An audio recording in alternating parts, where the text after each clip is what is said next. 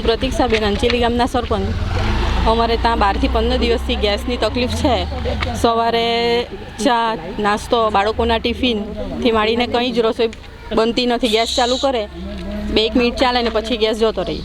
એવું આખો દિવસ અમે ફોન કરીએ તો અમે આવેલા જ છે, અમારી ટીમ અહીંયા અંચેલીમાં છે જ, પણ કંઈ ચાલુ થતી નથી. એમ રસોઈ કેવી રીતે બનાવો છો? રસોઈ તો બનતી જ નથી. ગેસ પર મૂકેલું હોય તો રસોઈ કાચી જ રહી, તરત જ જતી રહી ગેસ પાછો. કેટલા દિવસથી આ સમસ્યા? 12 થી 15 દિવસ ગામના બધા જ